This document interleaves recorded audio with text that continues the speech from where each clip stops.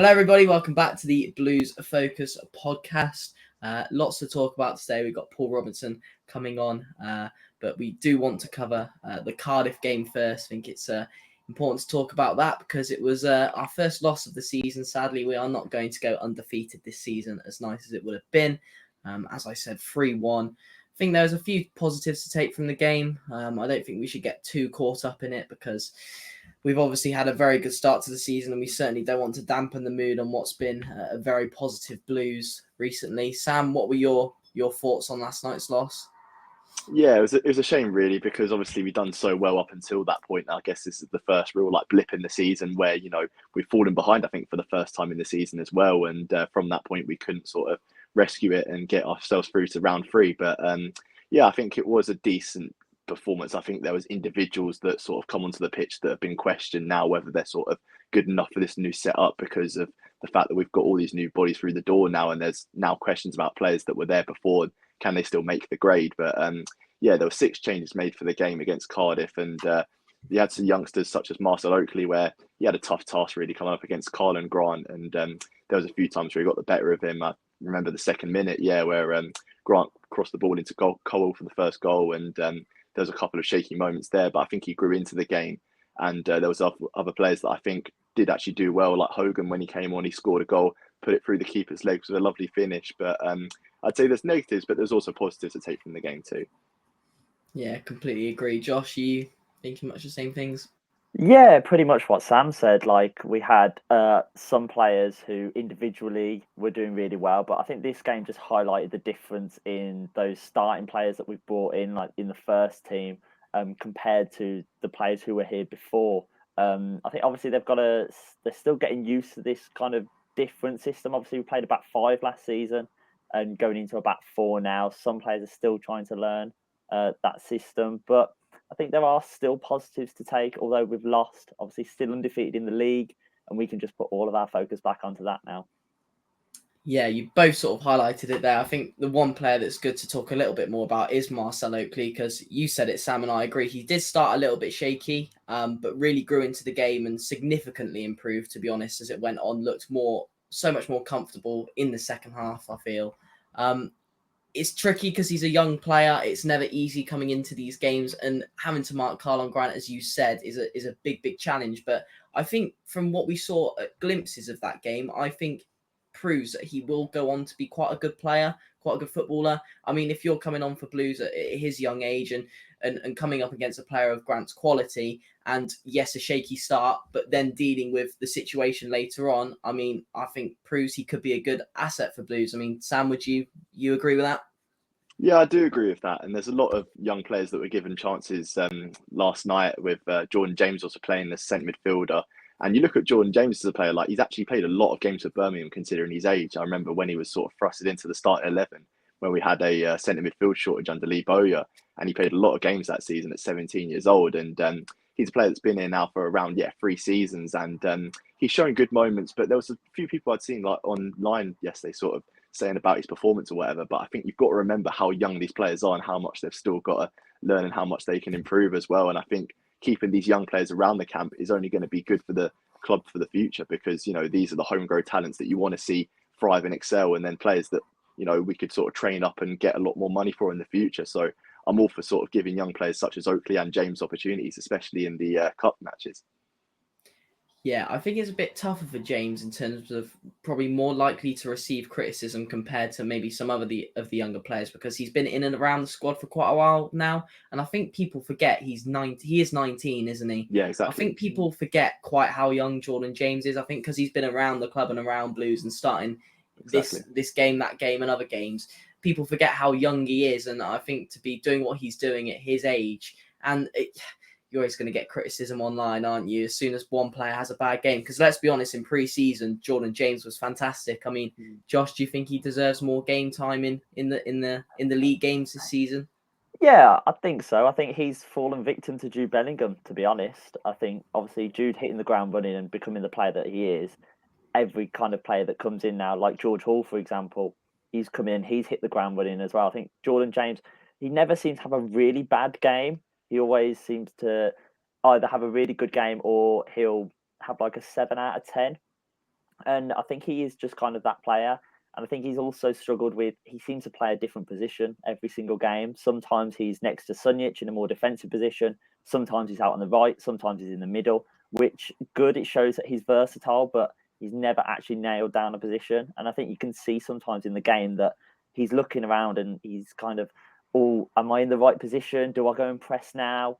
But I think he's doing well. I think, as you say, he's only 19. So we've got to give him game time. We've got to give him time to get to know what position works for him. And the manager as well. I think the manager's still working that out as well. So definitely give him time. I know he's off with Wales. I think he's just got another international call-up. And I think playing internationally with international players is only going to benefit his game. So, yeah, I wouldn't just turn him away, keep him in the first team, and he can learn from the players around him. Yeah, I think by the time Jordan James hits 22, 23 years old, he's going to be such an experienced and such a talented player for us. And I think the more game time he can get, the better it will do for himself and his career. I think one player we were missing last night, and I don't know if you guys will agree, but I thought Bielik, it was evident that he wasn't on the pitch and he wasn't in the middle of the park, because I think what Bielik does so well is stop that transition from teams getting into our final third. And I think him not playing last night, as good as Sunjic has been, and I think he's played pretty much every minute in the league so far, so I was quite surprised to see him start. But I think we were certainly missing a Bielik yesterday to stop those transitions from defence to attack. I mean, Sam, what do you think? Do you think Bielik's, how crucial is Bielik to this Blues team? Because I think he's so important. I completely agree with you, and the fact that he didn't play last night in the cup sort of shows that, you know, we don't want to risk him in a game like this for him to get injured and then miss out on more important games in the league. So I think John Eustace sort of had that in mind, especially with Bielik's injury records or whatever. But a player that we touched on briefly that did come off at half time last night was George Hall. And I'm kind of concerned about that because it's one of them things where he got injured at the back end of last season and he came off at half time last night as well. So that's something that it's filling me with a little bit of concern, and something that I think we should keep an eye on, really, and hopefully hear more from the manager. Yeah, hopefully it's one of those ones where he doesn't want to give him too much game time, having come back from an injury. We know he's quite an injury-prone player.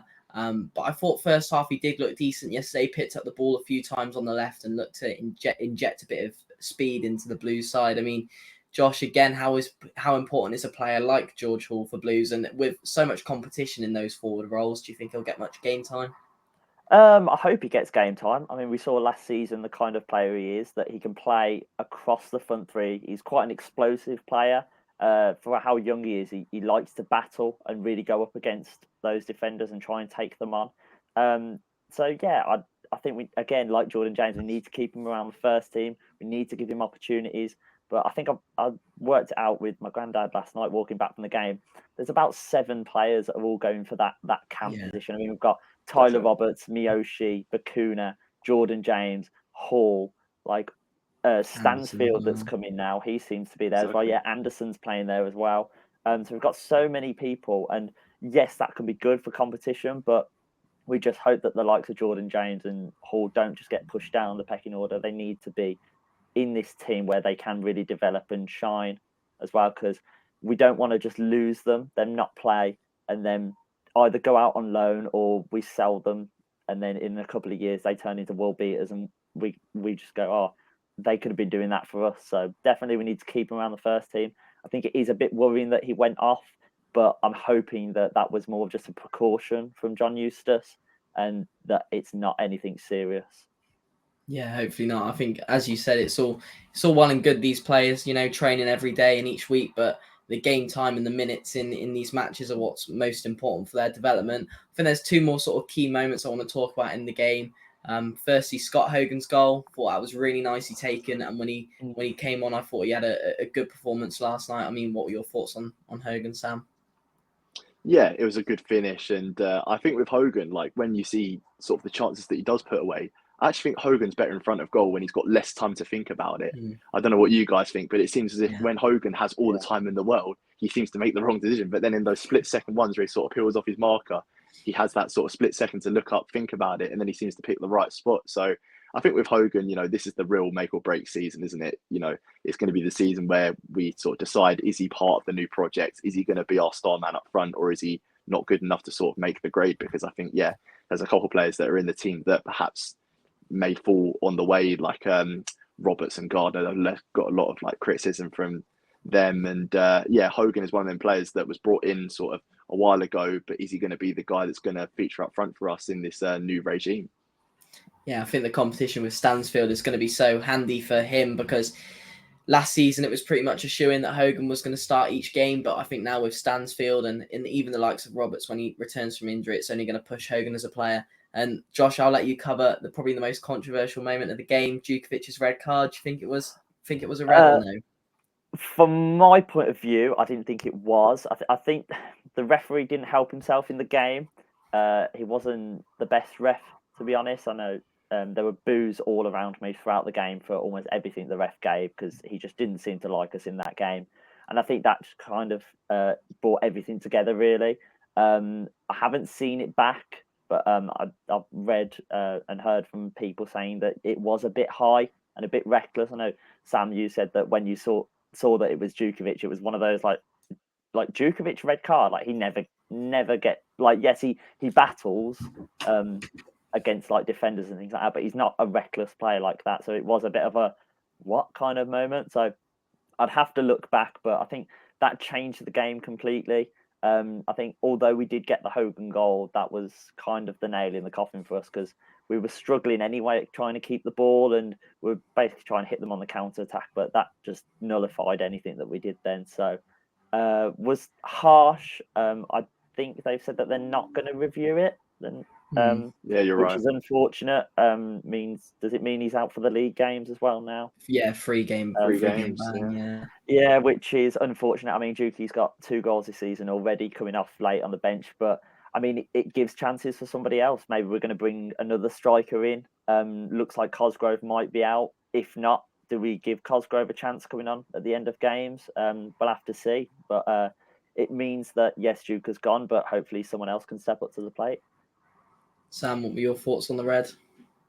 I've seen sort of replays of it, and it's that thing where I said to Josh before the podcast that when I saw the name pop up, Djukovic's red card, you think, how's he got a red card? Because I think it may be his first red card for Blues. Don't quote me on that, but I can't remember any other instance. He's not like a malicious player as such, but this referee, he was getting a chorus of boos at the end. And I think when Cardiff scored their second, they were chanting 2-0 to the referee. So, the fans are really aggrieved by it. And it was strange to see Djukovic get a red card and lash out like that. But I think he sort of channeled the energy of all the fans around him, where they were just so upset with what the referee was doing. I think a couple of seasons ago, he was in charge when Ryan Woods made that challenge against Coventry from behind. Yeah. Everyone just thought, oh, yes, yellow, take the yellow. And then he showed a red card and you're like, what?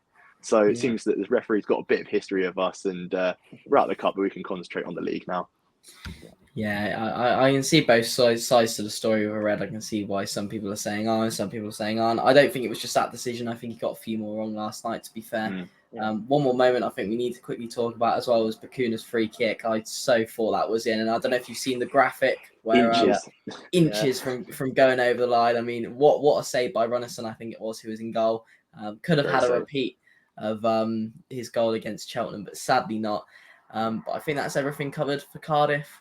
Disappointing result and a shame to be out of the cup. We've also got the FA Cup to hopefully progress a little further in, and of course the league, where after Millwall it will be the international break. So hopefully we can go in still in a playoff place. But that's Cardiff covered, and we will go on to Paul Robinson's interview. But just before that, here's a quick message from our sponsors, Xero.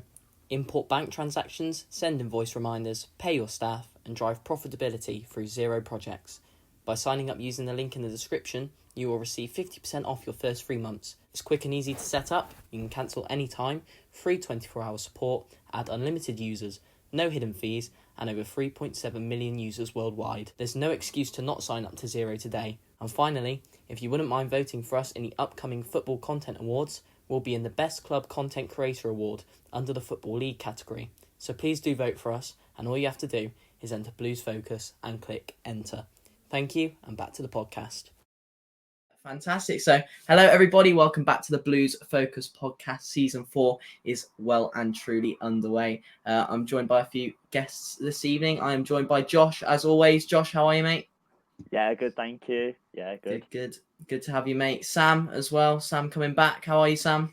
Yeah, very good, thanks. Good to be back on the podcast, and wonderful guests you got lined up here too. Good to have you, mate. Good to have you. And of course, we got the main man, ex-Blues captain and currently coach at Millwall. We have Paul Robinson. How are you, mate? I'm all good, thank you very much. Good to see you, fellas.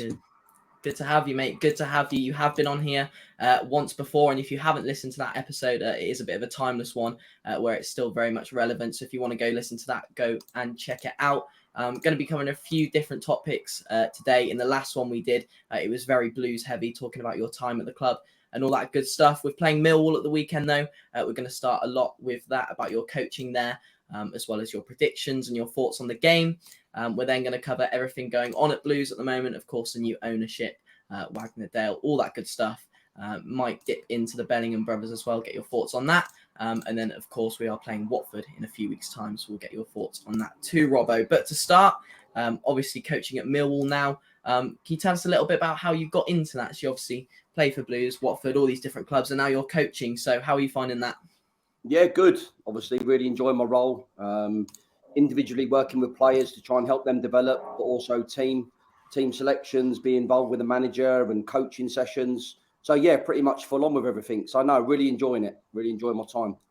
And you're obviously working quite closely with Garry at the moment. How's that? Because being an ex Blues manager himself, and were you there under Rowett? You were, weren't you? Yes, I was the captain Yes. when Garry was the manager. Yeah, so yes, yeah, we've linked back up together again. So yeah, it's been good, and I'm obviously learning a lot and trying to improve myself to where I want to be in the future, and that's hopefully managing one day. So yeah, I'm learning quite a few things off him at this moment in time. Fantastic. So what you kind of alluded to it there, but what is your kind of day-to-day role at Millwall at the moment? So my day-to-day role is pretty much full on with everything really. So sessions based, individual work, going through analysis stuff with the players that need extra time. Obviously on the training ground, taking first team sessions. Yeah, so pretty much full on, and yeah, a role that I'm really enjoying, and it stretches you, challenges you, but I like challenges. So yeah, the knowledge that is helping me to understand what it's like working in a first team environment, and like you say, wanting to be that manager one day. You can only learn from the things that Garry that you feed off Garry, and try and move forward with that eventually one day. Fantastic. I mean, obviously, when you were at the Blues, you were quite a leader in the team. Obviously, you were a captain. What kind of characteristics do you think are important, and like, what do you look for in a player when you're coaching them? You look for qualities, obviously, where you can help them improve. That's the main thing, I think, is helping them develop and helping them get better. Obviously, communication, always talking to help them. Learning off my experiences as well, trying to pass on your knowledge of what you had to deal with as a footballer over the years, of when you're in the team, when you're not in the team, when you're getting abused, when you're not getting abused. So yeah, we still get that. And social media is obviously a big platform now for venting anger, we should say. So yeah, we have a lot of young lads who obviously are on social media. So it's just trying to find that balance of when to look at it and when not to look at it. Yeah, and speaking about some of the sort of first team players and like the youngsters as well as the older players as well at Millwall, you've got sort of a good blend going on at the moment with, especially on the first day where we noticed Middlesbrough away where the two youngsters combined there for the goal for a 1-0 win. What sort of input are you putting in with like the younger players when they're sort of just rising up and, you know, going into that first team environment where, as you said, like there's a lot of social media prevalence and a lot of things to focus on really? I think the most important for young lads when they're coming into the first team football is to enjoy it and to go and enjoy the challenge. Try not to be too tense, be relaxed, and go and show what quality players they are. I mean, Idemo and Romain are very, very, very good young players, and they got bright futures ahead of them. But they're still developing at the moment, and they're still learning. There's some games they're not going to be at their best, but there's other games where you know that they can come into it and they can be a real threat. So yeah, you've got to find the balance with the younger players at the moment, as we've seen with Jude and as we've seen with Job as well at Birmingham. They're on the similar pathway. Obviously, we'd like to see Romain and Idemo go to Real Madrid because that would be a dream come true for them. But yeah, I think it's just trying to find the balance with the younger generation at the moment, is that you have to talk to them, you have to keep them focused, but also you don't want to take away that quality that they have, and you want them to go and express themselves when they get on the football pitch. Yeah, and you mentioned there about the younger players, and I believe you've already worked with the younger players at Blues before in like an academy role. Would you ever see yourself returning to Blues in the future as like a manager or like an assistant manager, because you're clearly well respected at the club still? Yeah, I'd love to come back. I won't hide that. I had a fantastic relationship with a lot of people behind the scenes at Blues. Unfortunately, it came to a bit of a sour end, but that's football. That happens at every club. And for me, it was probably a good time to sort of move on and go somewhere else and learn from somebody else as well, like Garry. And then now in the future, I know I'm well prepared and I'm better off for myself to come back and, if given the opportunity, to hopefully move the club forward. But at the moment, it's looking good. There's a great positive vibe around the club, and it's really good to see it, because it's suffered over the years. The club has definitely suffered. Yeah, for sure. It's just nice to see Blues being successful at the moment, because it's something personally myself I haven't seen too much of, and a lot of us in recent times haven't. But just on a few points you made there as well, as sort of being a player in the past, does it sort of help you in your coaching role now? Because I'm sure there are a few coaches who maybe haven't had the same experience as yourself on the pitch. So having previously played, particularly as a defender, does that allow you to help some of the younger lads or even more experienced players, as you know what it's like to be out there? Yeah, you'd like to think so, because I'm quite a good communicator. I always felt that when I was playing and when I was captain, I was very vocal. And for me, that's part of coaching, is to use your voice, is to encourage also, but to let them know when things are not going as good, and you know that they're better and they know that they can be better. So yeah, I still will use my bad cop, good cop at certain times. But no, I find it important. But obviously, the challenge is that obviously you've never been used to creating sessions. So you've got to find a session that's going to keep the group positive. They're going to enjoy it. They're going to get a good blow out of the session. So yeah, that side of it, obviously I struggled at first, but now I've sort of got to grips with it, and I know the group of players that you work with. So yeah, you can come up with sessions that you know that they're going to enjoy a lot. Yeah, you sort of said it there as well, and it's something I hadn't necessarily thought about, but it's probably getting that variety as well, because you train probably most days throughout a football season. It's about constantly mixing things up and keeping things interesting. And I'm sure you tend to get players who may be a bit more advanced than others, so it's about keeping the sessions, so they're challenging enough for the more, capable players. And it must be a bit of a minefield, constantly having to think of these drills and these things to help players progress. Yeah, but it's great because it stretches you, and you're testing your knowledge now, and you're testing your ideas.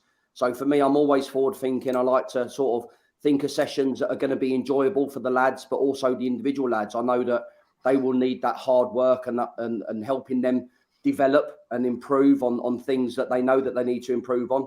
So yeah, the individual sessions are probably more detailed and a lot more designed for challenging yourself. But whereas the bigger sessions where you're with the group, you just try and find that balance of making it as basic for them as possible, where you know that they're going to get a real good session, they're going to get a good blow, they're going to know that they've worked really hard, and yeah, like you say, I enjoy stretching my knowledge in that, and it's some days I'll be going away thinking, well, maybe I shouldn't have done that, but there's other days where I really enjoy it, and you want to join in yourself, which is great.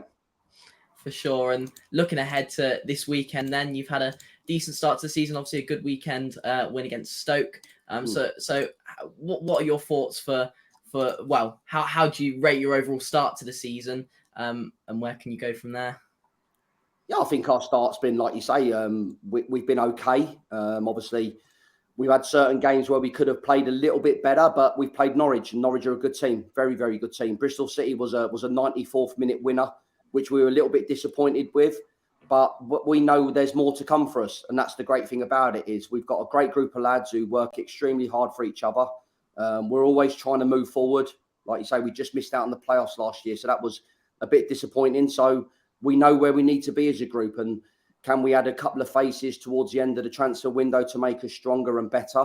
But yeah, going into the weekend, I'll only look. I'm sorry to disappoint you, lads, but I'll only look to get 3 points, and that's what I'm all about. And it's no different to whatever club I've been at. Is that you always go into a game and you want to get the 3 points. That's the most important thing. So, but I know it's going to be a tough game. Blues have had a real good start. Obviously, disappointing result last night, but it's a cup game. So you don't have to worry about that too much. The league's more important. And I know when you go to St Andrews and the fans are right behind you, you know it's going to be a difficult game.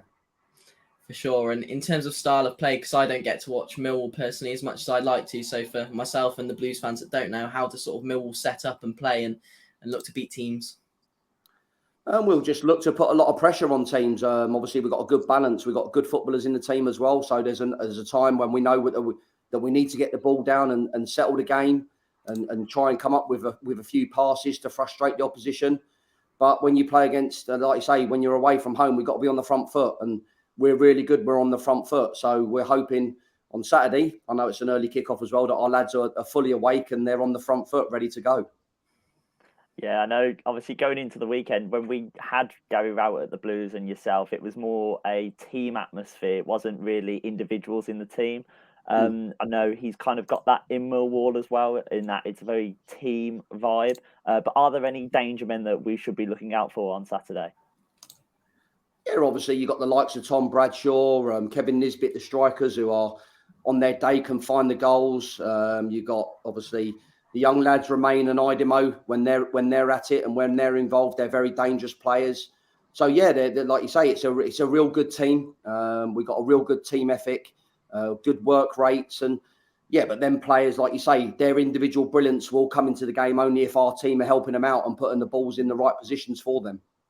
Yeah, super. I mean, obviously, going into the weekend, you said you want all 3 points, but looking forward into the season, what are your expectations this season for Millwall? I want to get promoted. That's the goal for me. I've always got that ambition. Is that no matter where I was at as a player, I wanted to get promoted. The teams I was at, and as a coach, I want to get promoted. I want the lads to challenge themselves. I want them to believe in themselves that they can do it. And yeah, for me, we just missed out last year, which was hurtful and disappointing. But this year, I really want us to have a right go for it and try and get in the top 6 if we can. Yeah, and you mentioned earlier about sort of getting the fans on side as well and how much that can impact a team performance as well. What's it like at the Den when sort of it's rocking and, there's real atmosphere there? How hard can it be for an away team to come to the Den and pick up all 3 points? Oh, so it's a fantastic place to be involved in when things are going well. But like you say, we have to create that atmosphere as a group of players. It's the same no matter where you go, the home team, home advantage, you have to create the atmosphere. So the players have to be on the front foot. And then the fans will see that and they'll get right behind you. But yeah, it's a real rocking place. It's a great atmosphere. Teams, obviously, when we're doing well, teams always are scared of coming to Millwall because they know what it's all about. And I've been there as a player. And when you go there and you're intimidated by the fans and the players, it can be a real difficult place to go and play. But we're away at St Andrews, so we know it's going to be the same. So we have to be on the front foot and we have to make it as difficult as we can for Birmingham. Yeah, and hopefully St Andrews will be a sellout for that game as well, which it looks like it might be anticipated. And with the season itself, really, with Millwall coming so close to the playoffs last year, would you say that top 6 is a must this season for what you're sort of building and look what you're looking to do? Yeah, I would love to. I would love to say that. Obviously, other people have different thinking methods, but for me, that's the challenge for them. Is that I see us as being in the top 6. I see us competing again as high as we can, but the league gets harder each year. So there's some really good teams in here, and we've seen that against a team like Norwich. They took the game to us, and they played us off the park at times. And so yeah, that's the challenge. We're going to have that against teams like Southampton, Leeds, when we play them exactly the same. So yeah, but my goal is for us to try and get in the top 6 and get promoted. Yeah, I think Blues Millwall is always a decent game. I think I remember, was it 0-0 at home last year, which was a bit of a quiet one, but ignoring that one most of the time, the games are pretty good between us two. Talking a little bit about Blues then, obviously a lot has changed since you were last on, and all moving in the right direction, all very positive at the club, and it's the best I've seen Blues personally since I started following them. But what are your overall thoughts on the takeover and just everything surrounding Blues at the moment? It's also positive, isn't it?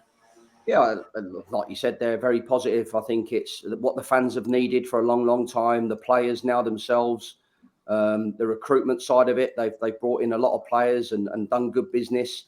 Once they start gelling, again, can Blues push to where they need to be because it's a great club.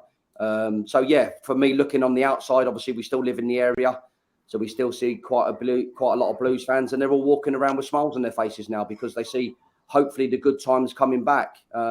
But yeah, the Tom Brady effect has kicked in, and hopefully we'll get to see him at the weekend, but disappointing with the 3 points. So yeah, but there's a lot of positivity, and it's great to see. The club's needed it, and yeah, it's great to it's great to see that the fans are all happy again and back in the team and getting right behind them. Yeah, and I don't know if you've had too much of a chance to get down to Blues this season, but it's nice to see all the renovations and just the stadium looking much nicer, particularly the front, and even small things like the tunnels and the changing rooms have all been done up, and it just shows how much these owners care and want to move the club in the right direction. But I don't know if you had much of a chance to go down recently and see all the change. No, I haven't. It'd been my first time back on Saturday, so I'm looking forward to it. I'm looking forward to seeing the change.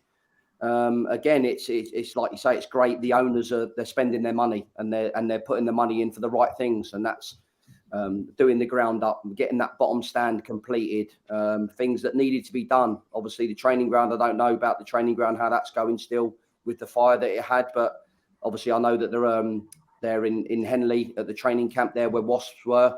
That's a fantastic training centre. So yeah, Blues are moving forward, and it's only good signs and real positive for everybody involved.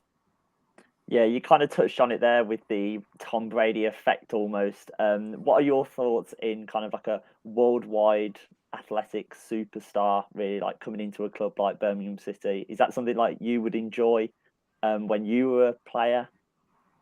Yeah, of course you would, because he's a winner, he's a leader, and you only have to see what he's done in his career to, if he's around whenever he needs to be around and he's talking and inspiring the players, and it's only good. The coaching staff as well, is you're working with an athlete that's played at the highest level and won everything possible. So for the club to get hold of someone like Tom and to learn off him and to listen to him is only great news in how they want the club to move forward. So yeah, I think it's a fantastic signing, as you would say. But yeah, it's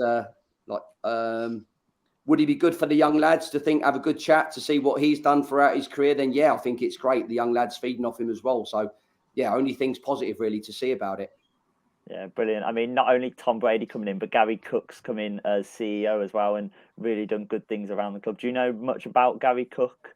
No, I don't know much about Gary. Obviously, he was at Man City, wasn't he? He started Man City when they all started that. So again, it's a man that's taken Man City to the next levels, and now he's looking to do the same at Blues. So yeah, lucky. I'm a little bit disappointed really that this has all happened when I wasn't there. But no, it's just great. It's great seeing it.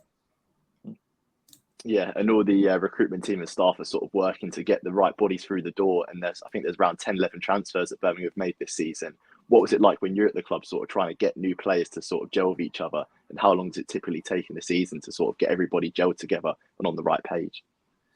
It takes time. Obviously, working on the training ground's only going to improve that. So John's obviously, you can see that he's doing great work so far with the results that are coming through the door. And so yeah, I think it will take time, but at the moment it's looking good with what they're doing. So yeah, hopefully it'll get another couple of signings through before the end of the window, like us. But yeah, it's exciting times for Birmingham. I think, like you say, you yourselves will be excited and see where the club can go this year with the players that they've got in. And also, Dion Sanderson is now the new matchday captain at Birmingham. What sort of responsibilities will he have around the club, and what was it like sort of when you were captain, being sort of the guy responsible for getting all these players to gel together and being like a leader on the pitch and off the pitch as well? Yeah, you've got to be that leader. You've got to be that person that's looking after people, making sure that everything's okay. Again, being responsible, not just on the pitch but off the pitch. So yeah, it's like you say, it's a big club to captain. So you've got to have that responsibility, and you've got to have that know-how, and hopefully Dion's the right man that can do that. And yeah, good luck to him, because it can be at times it can be a challenge being a captain, because all the focus is on you all the time. But I'm sure he's a level-headed guy, and he'll find the balance of when to switch off and when to know to focus on what he needs to do in and around the training ground and around the ground. Yeah, I just think it's so nice to see Blues really moving in the right direction, because in the past we have had moments where, things have looked good before Wright was sacked, we were obviously about 7th in the table, I think, and we had decent times under Monk, but hopefully Blues can now just consistently start performing well and really push forward, because it has been quite stagnant. It always seems to be 17th and below at Blues. So if we can really push on now, hopefully with the owners, we will continue to do so. But talking a bit about the Bellingham brothers now, I'd like to get your thoughts on that. When we last spoke to you, Jude was obviously at Dortmund and Job was still at Blues. I mean, Jude's moved to Madrid. Do you think it's the right decision for him? I mean, he started very well, hasn't he? Yeah, it's a great move for him, and no better place to go and learn your trade again. Obviously, from Birmingham to Dortmund is a great learning curve. When you move country and you go into probably a club that, when you looked at it, liked to develop the young players. So it was a great move for Jude at the time, and now he's at the biggest club in the world. So nothing phases Jude. That's the great thing about it, is he's a level-headed guy. He's got a great family behind him, and he will always keep his feet on the ground. But what he is a winner. And he will want the best, and he will want to be the best. And that's what I loved about Jude, is that he had the attitude to be better every day. He always wanted to be better than the day before. So yeah, it's no surprise that he's doing well at Real Madrid, and he's scoring the goals now, which is what he needed to add to his game. And he's playing with world-class players who can only help him.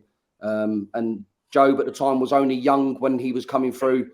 So when I was 18's league coach, obviously I only saw Job towards the end of it, really, when he was sort of getting pushed up a little bit to come and play certain games for us. But again, he's moved to Sunderland and he's playing in the game. So again, only great for his development as well, that he's playing first team football all the time. And it's a massive club, Sunderland. So that'd be a great challenge for him as well, because the fans up there, they expect promotion, and they expect players to come in and go from the word go. So yeah, so Joe will understand what he has to do and how he has to do it. And at the moment, he started well at that club as well. Yeah, you sort of answered my next question there, but did you have much time to work with them in the academy and see them progress and develop as players? And if so, did you know that or did you have a feeling that they'd turn out the way they have? Only Jude I really worked with closely, and 100% you could see where he was going to go. He just had the quality, he had the attitude, and it was all about just him really getting his head down and working towards that, and he's doing it. So it's fantastic to see, and I only saw Job just towards the end, so I didn't really get to see much of him. But obviously, when you still talk to people, he's still like developing, and he's still on that same pathway, and only time will tell if he can get to Jude's levels, really. But it's a lot of pressure to have on a kid as well, when you've got to compete with the brother that's at Real Madrid at the moment. Yeah, and you speak about Joe there, and sorry, Josh, but you speak about Joe there, and you mentioned about sort of his development and the fact that he was obviously playing for Birmingham's first team last year when we beat Millwall at the Den, and he had a good game there, and just really sort of getting stuck into everything, and he scored his brace against Rotherham. How would you sort of say the development will go? Obviously, because there's two former Birmingham employees now at Sunderland, in Christian Speakman and Mike Dodds. How much is that sort of connection going to work for Joe's progression? Well, they'll be key for Joe, because obviously they've worked with him coming through the academy, so they'll know what his qualities are. They'll know what he needs to work on, and that's only great for him, because they'll be daily working with him on the training ground to improve that. You've got obviously a fantastic manager in Tony Mowbray as well, who I work with at West Brom. Mark Venus is his assistant, so I know the quality of coaches that are there with him. So I know that they'll work with him daily. They'll improve him all the time, and only game time can help you improve. And it's about trust. You have to trust these young lads. Yes, they're going to make mistakes. Yes, they're not going to be at the certain levels that you will expect on certain games. But as long as you've got that trust and you've got that belief in them, then that'll only help them out. And yeah, I mean, I'm the same with Romain and Idemo at our place, and the other younger lads that I work with, your Danny McNamara's, your Billy Mitchell's. You've got to trust them, and you've got to give them time, knowing that they will make these errors, but it's football. And that's what I did. I made mistakes when I was a young lad growing up, and you only get better from it because you find a way of trying to improve and try and help yourself develop better as a player. Yeah. How tough is it to be such a young player and be really thrown in at the deep end? Because I can imagine when Jude first came onto the pitch, I think it was Portsmouth, his debut, and he's like 16 years, 30 days. Well, he was such a young lad. How tough is it for these young players to just be thrown in? And how, as a coach, can you help them deal with that? Well, you can help them deal with it by constantly talking to them. Again, you've got to throw them in at the deep end to see where they're at and see how they're going to do. So there's no better learning curve than throwing them in when they're not expecting it. And like you say, if Joe come on against, was that the cup match? away at Fratton Park. Yes, I it remember was. watching it on Sky.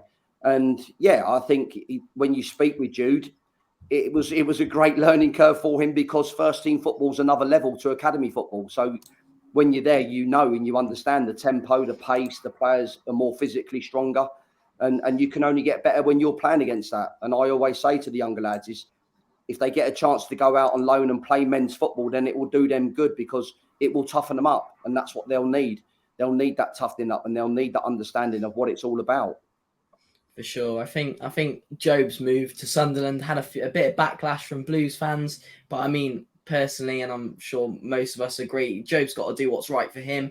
Maybe wasn't getting the game time at Blues as he would at Sunderland, because he started a few times now for them. So I think, regardless of what we think as Blues as a club, I think these players sometimes do need to be selfish and really think of themselves and what will allow them to develop most. And I think it was probably the right move for him, because the game time just wasn't there at Blues. But looking forward to Watford.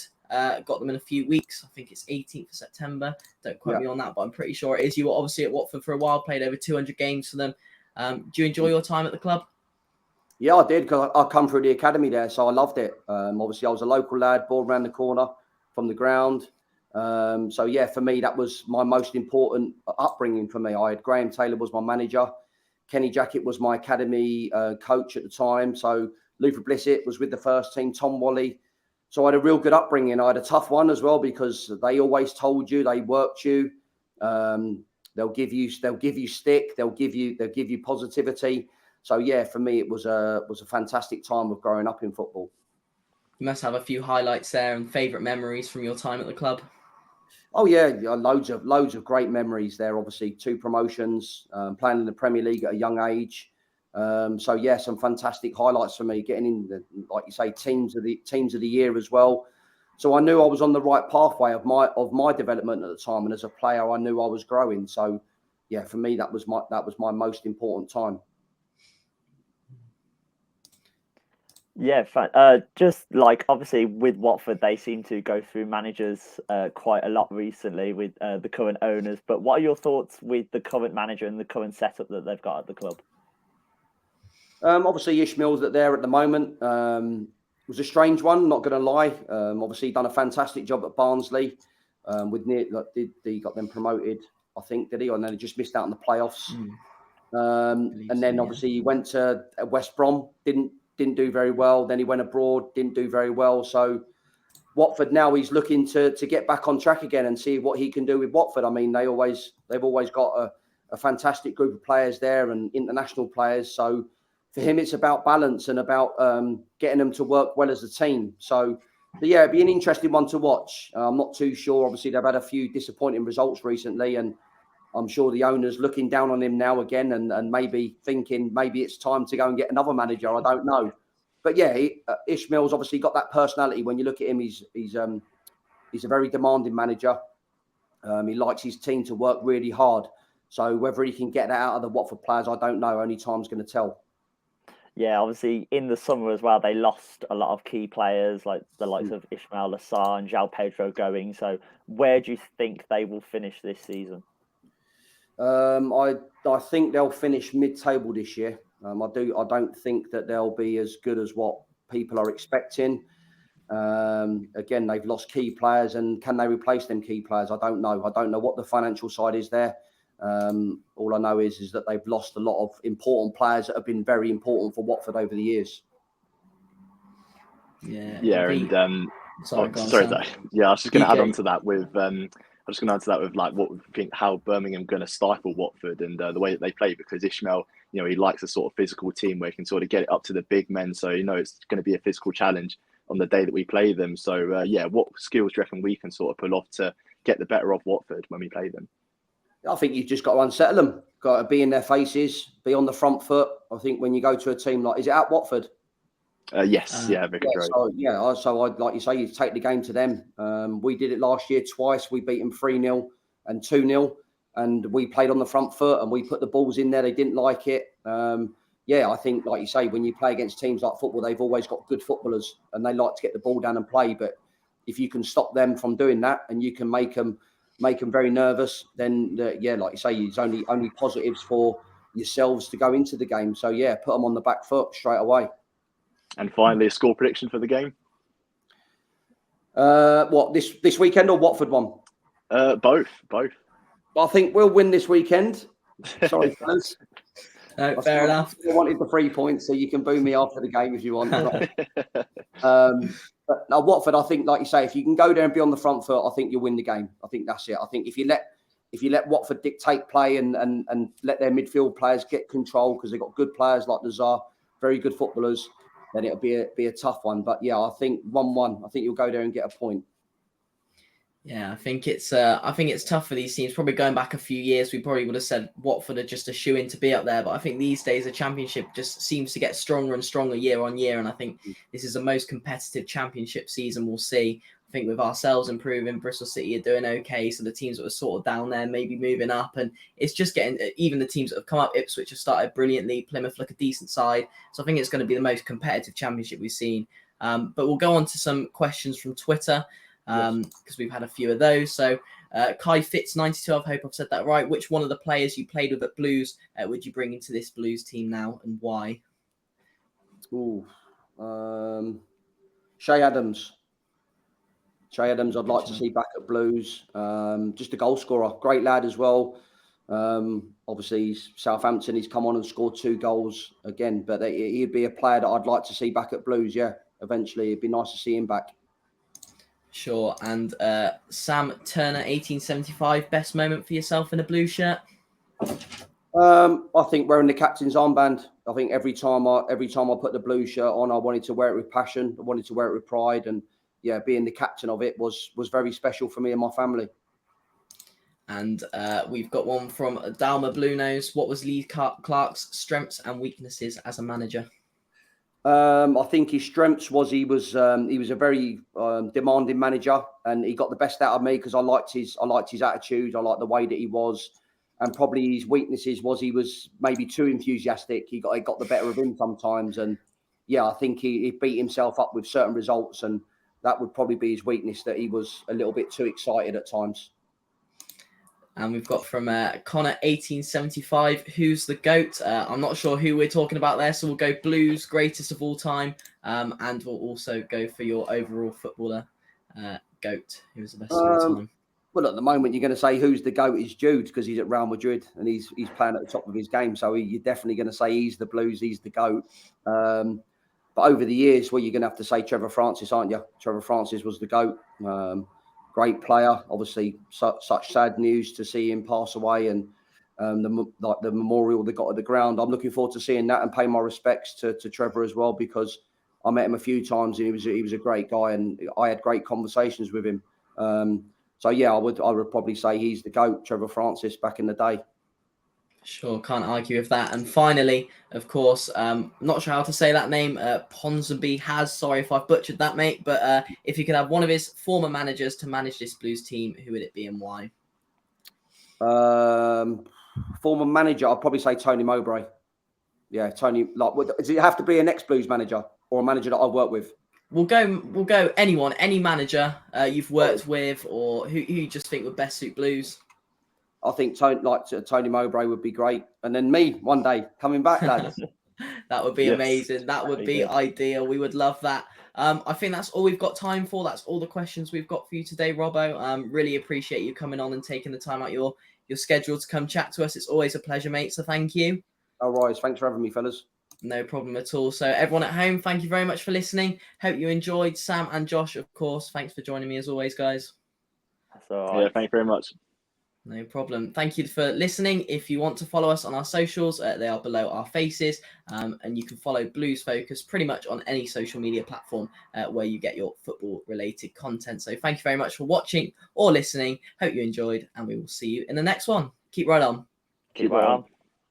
Keep right on, fellas.